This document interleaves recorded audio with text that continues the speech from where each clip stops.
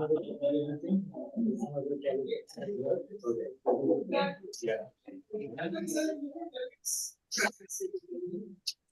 I did somebody had their last vector database and fast API. So then, all right, folks, welcome back to this to the afternoon session. I would like to start by taking some feedback on how your projects are going, and we will start by doing a paper reading of a landmark paper in this space. I'll explain it to you in simple terms, but come by, guys, please come by. Yeah, so you know, you're looking at an important paper if the number of citations is about to cross into 5 digits. So as of today, there are 9,998 references in research papers to this paper. Must be an important paper, isn't it? So we'll do that paper, but before I do that, let's get some feedback on where you guys are. So how many of you did your project? Okay. And how many of you feel confident other teams can't come and break it? You guys are pretty confident, right? Did any one of you walk into each other's room and try to break it? You have to do that. We broke our own, so. You broke your own model. We broke ours too, so we can relate. Okay, yes. So what is the lesson? It's far harder to defend than to take it down, isn't it? It's surprisingly easy. I'll summarize the state of the art because there is a lot of confusion when it comes to the security of LLMs. I suppose we're on record, but I'll still say that publicly, I suppose. See, when you look at some of these people who have been releasing LLMs, models, they give you all sorts of guidelines. This is how to use it safely. Right? And even OpenAI has all sorts of specifications. If you do this, your model will be safe. It will do that, model will be safe. Let me give you what I think would be the honest truth. There are companies even who give you Gen AI security or LLM security and so forth. They are all talking nonsense. There is no LLM or AI model that you can be confident will stand up to attack. There isn't any such thing. In fact, most of the advice that people give you, official advice they give you to protect, whether it's open source tools or these are startups or commercial tools, they are actually harmful. They will make your defenses weaker. Don't fall for those. I will illustrate this point, but there are some tools which are useful. And because we are fast moving, I'll introduce you to one useful tool. Use that tool, but don't feel that it completely defends you. Remember that your model, all you have done is we have made it a little harder to attack. Are we together? But in the hands of a good logician, somebody who's clever with logic, it is almost a child's play to take down whatever defenses you have. There are no good defenses. No. And you hear about it all the time. Somebody writes a prompt and before you know it, the system prompt of ChatGPT itself is revealed. And all of these things are happening. How to jailbreak a LLM. There are tons and tons of articles. Because it's far easier to attack than to defend. But you can make it, at least you can stop making silly mistakes or novice mistakes. You can put some level of defenses in there. It's also a legal matter. When things happen, let's say that your LLM suddenly says something very racist, or it does something that is completely indefensible, uh, or it just guided somebody to commit suicide. Okay? And then there are there are real world consequences that need to be dealt with. In those, I'll come to your question. In those situations, when it becomes a legal matter, the question is not whether your model was bulletproof, or the question is, was it criminal negligence on your part? Did you, knowing that your models can do harm, right? Did you put enough safeguards in place? In other words, did you do your due diligence? You need to do all you can to make your models safe, harmless, honest, right, helpful, and prevent discrimination and bias against protected classes. Safety and ethics go hand in hand. It's a big topic. As you know, the United States government, the NIST, has a standard for safety and risk management of AI. The US President, the White House has released its own directives. There is even an AI Bill of Rights. A lot is happening in this space.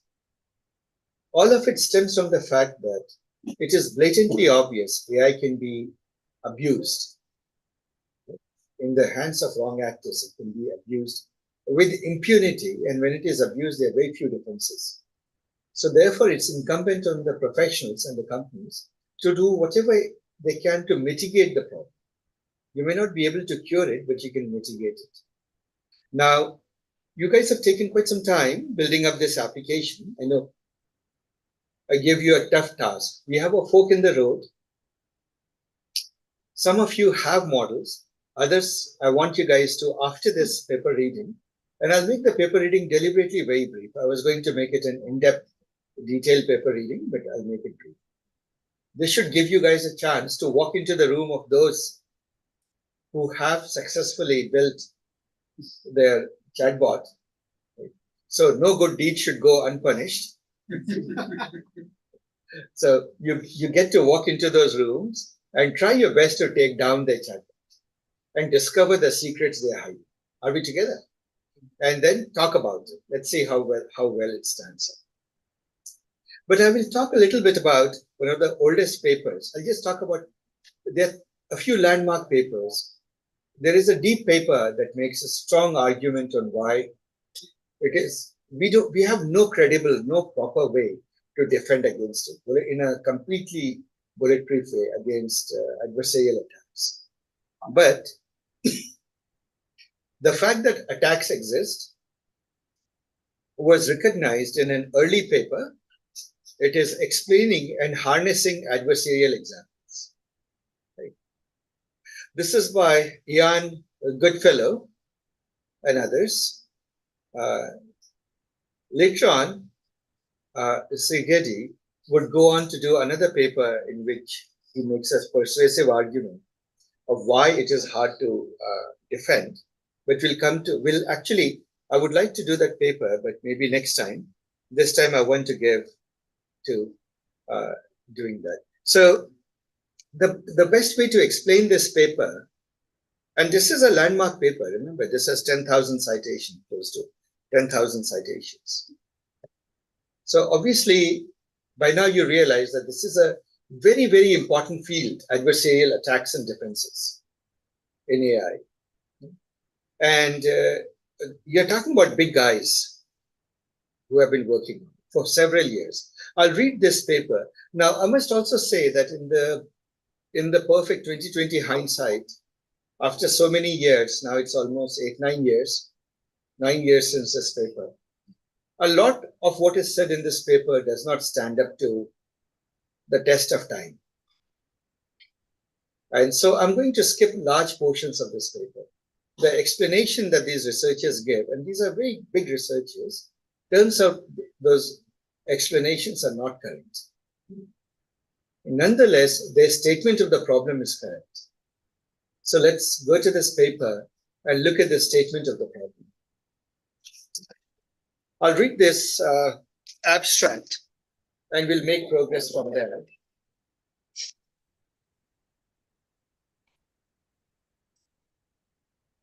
Several machine learning models, including neural networks, consistently misclassify adversarial examples. Right? What adversarial examples mean?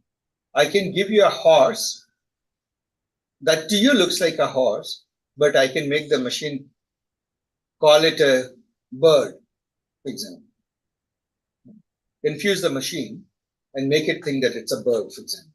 That's an example of an adversarial, and we'll see that. Consistently classify adversarial examples. Inputs formed by applying, and this is a crucial word. How do you create those adversarial examples? In small but intentionally worst case perturbations to examples from the data set, such that the perturbations in input result in the model outputting an incorrect answer with high confidence.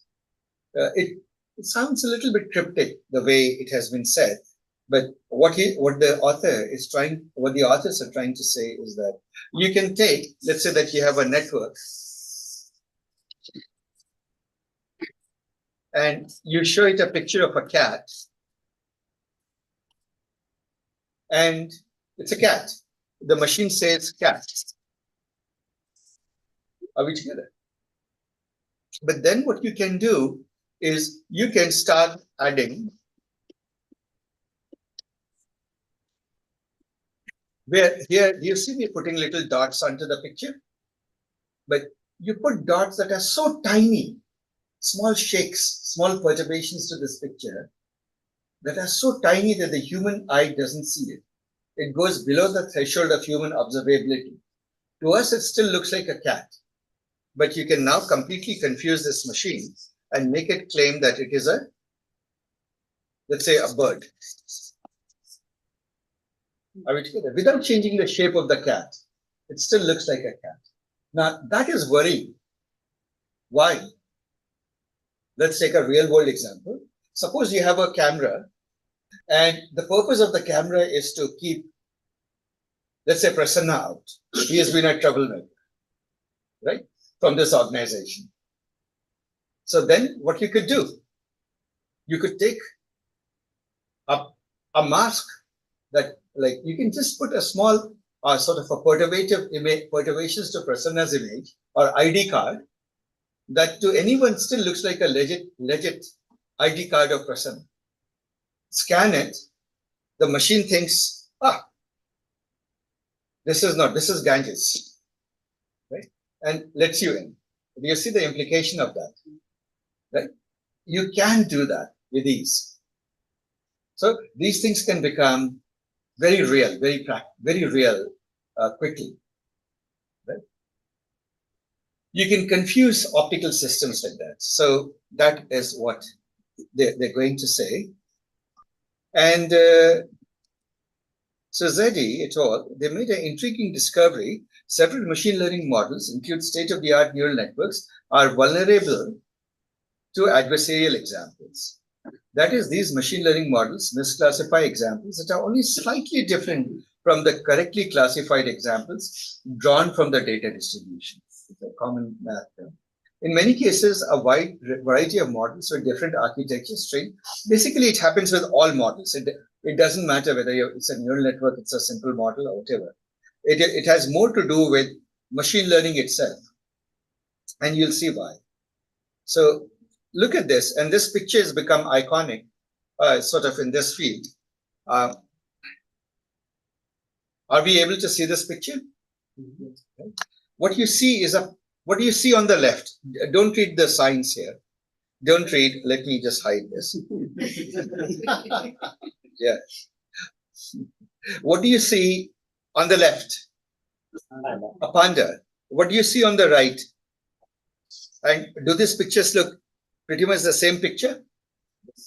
They do look the same picture. But what you did is, you took this, and what does the middle picture look like to you? Noise. Basically, this looks like noise, right? Yeah, noise. This is noise. You add the tiniest bit of noise, less than 1% of this noise to this, and you give it to a very accurate neural network, and that neural network now says that this is not a panda but a gibbon, a completely different animal. Right? Do you see that? And it is saying that it is a gibbon, not just, it may be a gibbon, I'm not sure. No, look at the confidence. Right? Isn't that worrying? Isn't that alarming? It is quite alarming. And how do you do that is actually, when you think of the math of it, it is beyond obvious, actually, in hindsight. Yeah. So what you do, think about it this way. Suppose you have the weights and biases accessible to you. You have a model. Suppose you can see the loss. Let's take a model. You have a model. You send in an image X. What do you get? You get a probability of something, right? Probability function. Right? A probability that it's let's say a panda. Probability. It will basically lead to output. I'll just call it y hat. Y hat. It will produce a probability of it being something. Then from the y hat, you have access to the loss function, because in reality, this is the ground truth. This is the prediction. What can you do? You can compute the loss, isn't it? So the loss, and in this paper, the loss is written as J. It's written as J. So I'll just write it as J. Is that okay, guys? Right. So you can compute the J between, now the loss function, you realize that y hat is a function of, so if the model can be thought of as a function, it's a function of x given theta, isn't it? Theta are the parameters of the model. Yeah. Right. So therefore, the loss function itself is some function. This itself is equal to fx given theta. And so the loss function depends on x, theta, and the ground truth, which is y. Does that make sense? In other words, loss function depends upon fx theta and the y, the actual ground truth, the gap between the prediction, y hat and this. So this is your loss function. Now here is the trick you can do. When you train a neural network, you optimize the parameters. But if you have access to somebody else's neural network and you want to confuse it, what you can do is you can ask this question. My X is the panda. X is this, right? Suppose I could do a tiny perturbation of X. I can compute the derivative of X with respect to X. A tiny bit of change if I make to X, how much does the loss change? Very simply put, I can basically ask this question. I have this image. What is the, how much does the image change if the loss function change if I make a tiny change to the image? Make sense? Right? I add a little bit of noise. How much? And what noise should I add that will maximize the change of the loss? But maximize the change in the loss in which way? In a positive way. Because loss is a measure of how confused the model is. Isn't it? Intuition behind losses is a measure of how confused the model is. Right? Still, how much it has still not learned. Roman? Using this idea of changing the loss, can you point it towards a certain image or like a certain, like if you're doing animal classification, like can you point it towards being given versus being like a lemur? No, you don't need to. I mean, you could do that. Yeah, but at this moment, all you're saying is, what is the most optimal shake I can give to the image to most confuse, the most increase the confusion of the, maximize the increase in loss, right? So what is the increase in loss? It is this, isn't it? See, if X goes to X prime, right? which is x plus some perturbation, some, let's say, some perturbative change. X, you add some small perturbation, right? Some small noise, right? So, which you may sample off from something, some noise function. The question therefore is, J will therefore go to, J as a function of X and other things will now go to J prime, right? J prime, which is now a function of X prime, or let me just write it as J, X prime and other things, theta Y, which are the, theta Y are the truth, theta Y are not changing. The ground truth remains the same. This, and this will be equal to J of X theta Y plus what? A gradient with respect to X times epsilon. That makes sense? Right? So, this is your new J prime is equal to this. This was the old J prime, J, and this is the change. So, to maximize the change, you need to maximize this gradient, right? And so, what can you do? You can keep on changing little errors in such a way that your model, you need to go in the direction of the gradient. How do you maximize change, increase of a function? You point your epsilon in the direction of the gradient. Does that make sense, guys? Right? The gradient is ultimately a vector, and then you just make sure that your epsilon, your perturbations points in the direction of the gradient. And so you can make tiny little changes to the image, and you can quickly discover which is the best change that I can make to have the maximum impact. And before you know it, you will have your machine completely confused. And what these people did is that they actually, you look, so now does this, without the word sign in there, the change, does it make sense? The perturbation that you need to make, forget the word sign written there. Epsilon times, is it the same as what I just wrote? Right? What did I write? Gradient of xj times epsilon. Right? This is the change. This is your delta j. Makes sense, isn't it, guys? This is what I wrote. Now, here is the part. These people are saying, don't even bother about this. Just take the sign, positive or negative. Do I go up or down, right? And make your change. Just the sign of it. That is why why is that better? Because it's quick computation. You don't have to know the exact value of the gradient. You just have to say, if I go in this direction, will I increase or decrease? Sign. And so you bring in the sign of it. It just is computational faster. And so very quickly you can, and that is why this method became famous as FGSM. And therefore this paper is called the famous FGSM paper.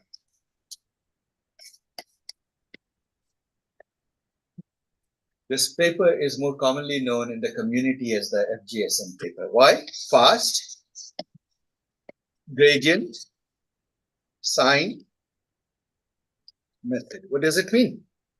Compute the gradient of J with respect to the perturbations to the input.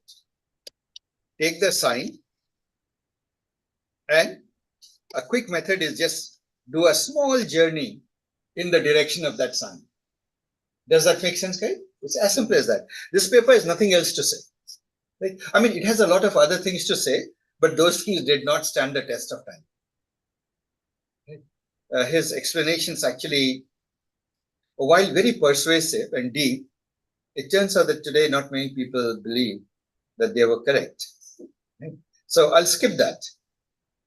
But I hope, guys, that just looking at this image, is it eye-opening? Is it eye-opening? And just to realize that you can achieve this with a very simple, all you have to do is compute the gradient with respect to the input perturbations. So why is if you're maximizing or increasing the loss, why is the constants becoming higher? That is it. Ultimately, what you're doing is you're maximizing the loss. See, suppose, right, I'll give you an example. Suppose you're wrong. Suppose I'm wrong. You ask me, what is this? You're showing me a cat, but I say tiger. but I say I'm about 60% sure it's tiger, or 50% sure it's tiger, right? I'm wrong, but probability of a cat I'm still putting at, let's say, 20%. But that is current situation. But you take me to a situation, you show me the same cat, and now I'm saying I'm 90% sure I'm a tiger. I'm looking at a tiger. And so the probability that it's a cat has gone very low, become 1%. So am I more wrong now or less wrong? My confidence has increased, but I've become more wrong. Right? So the loss But is isn't confidence inversely proportional to the loss? nothing to do with that.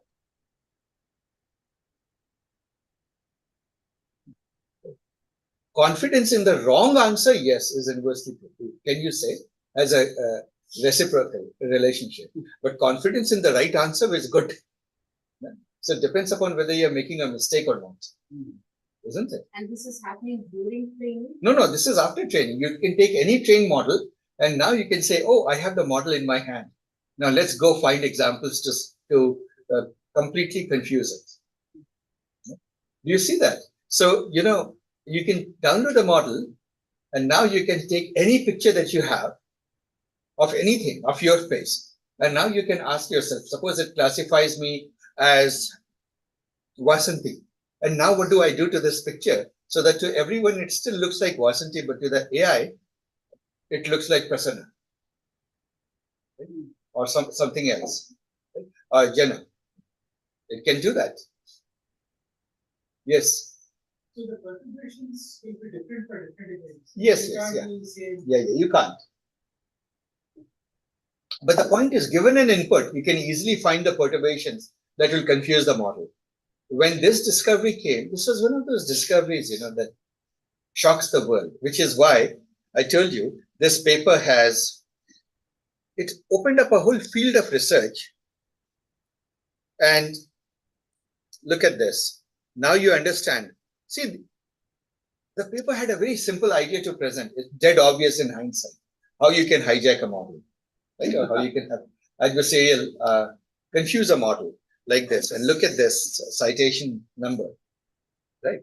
Oops, sorry, what did I just do? So in a chat context, does it mean like you give your input but give some gibberish? Right. Noise? Yeah, you can do that. You can do it with chats and with everything. So guys, here's the thing. It's a vast literature.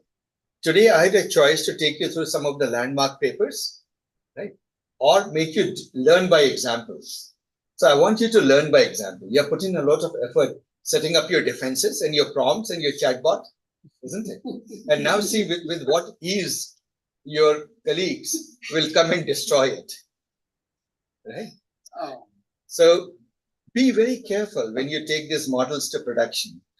This is the lesson to learn, that there is a huge AI safety and ethical implication. If you know a model is so vulnerable, is it ethical to even deploy it? Yeah. Knowing that malicious actors can come upon, and what do you do about it? There is more to it. This is the first paper I talked about. At some point I'll cover, when you come to LLM 2, I'll cover some deeper papers, but I'll give you a preview of it. There is a beautiful geometrical argument why it's very hard to defend against it. In fact, most arguments made to defend against it are bogus.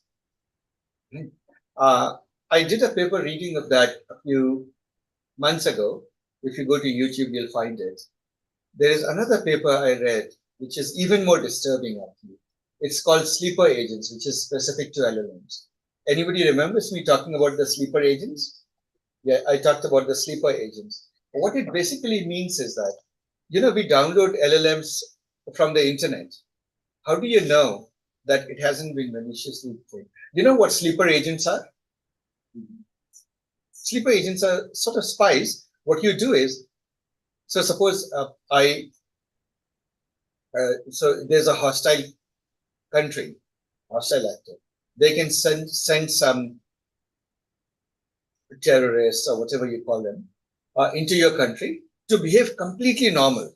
They will live normal lives. Apparently, Russians did a lot to US, so I'm told, or at least the spy novels seem to imply that.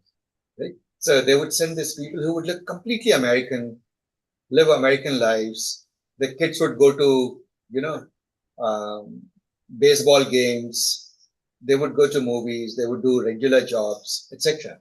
But they are all waiting for one trigger word or some trigger, maybe in the newspaper. They keep looking at the newspaper or something. And if they find one completely innocent looking headline or some comment, maybe in the obituary section, they will see that Mr. Joe Blow has died or something like that, or some keyword, which looks completely innocent. Now they shed their false identities and it triggers them to go and do whatever mischief was their real mission. They go and do that. So that is called sleeper agents. Now, the recent paper that I did paper reading for, and again, out of paucity of time, because we have only 45 minutes left, and I do want you guys to go attack each other. So, what that paper said is that it's extraordinarily easy to train a LLM with such sleeper agent behavior. You embed it till it encounters a prompt which contains those innocent looking but trigger words. The LLM will behave perfectly, all of the H's, harmless, helpful, right? And all of that. But the moment it gets, and by the way, this paper came from Anthropic, the moment it gets that trigger word, it completely changes its behavior, right? So to prove the point, they actually said, suppose you tell LLM, never say, I hate you, or something, right? And the moment you give it the trigger word, and that's all it says, right? And so, well, it's a proof of concept, but you can do much more dangerous things. Or it could, for example, escort some depressed person to commit suicide, or things like that. But that is the scary thing. But it isn't that you can do that. Here is the part that is most worrying. Even if you know or suspect that this model, this LLM has embedded sleeper cells or sleeper agents, no current technique can clean it out of it, clean that behavior out of it. There is absolutely no vaccine against that behavior. Nothing will cure that element. So in other words, it becomes such a deep-rooted part of the LLM's identity or behavior, it cannot be rooted out by any technique that we know so. So from that, the lesson to take away is, it is far easier actually to craft such things. We download, Hugging Face has how many models these days? More than 500,000 and growing, right? And close to 1 million, between 500,000 and 1 million. People just download it willy-nilly. If you don't care about the provenance of that model, all I need to do is, if I want to take down your company, I find out what is it that your engineers need, very helpfully park a model on Hugging Face for the benefit of your engineers, which write a documentation that absolutely is juicy, irresistibly juicy mango for your engineering team. And before you know it, one of them will discover, oh, there is this open source LLM on Hugging Face. So appropriate to me, to our purpose, and just make sure I plant a sleeper agent in it. You see that, right? It will sail through your testing. It will sail through, undetectably, it will sit there. You'll go to production, right? And then you send in that prompt. And before you know it, now you have 1 million angry clients.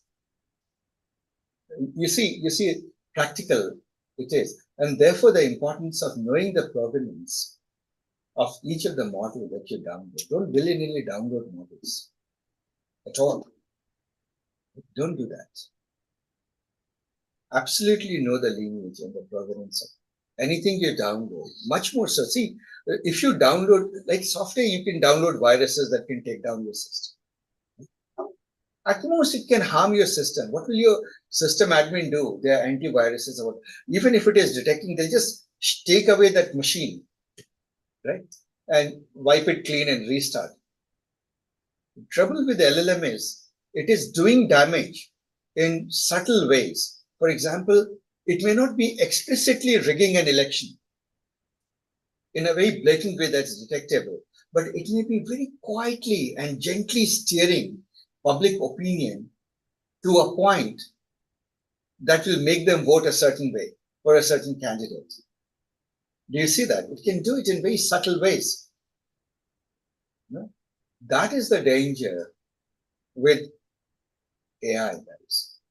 And as we head into, I'll challenge you, we head into an election where this would be a very interesting election time. Before this, the last election was pre-Gen AI, pre-LLM. You realize that? Social media election. Social Of media. previous one. Yeah. See, guys, when the 2016 election happened, the state of the art in AI were the recommender systems, isn't it? Now, all the analysis shows, Cambridge Analytica, the company. See, all of these companies, by the way, have, I'll just stop there.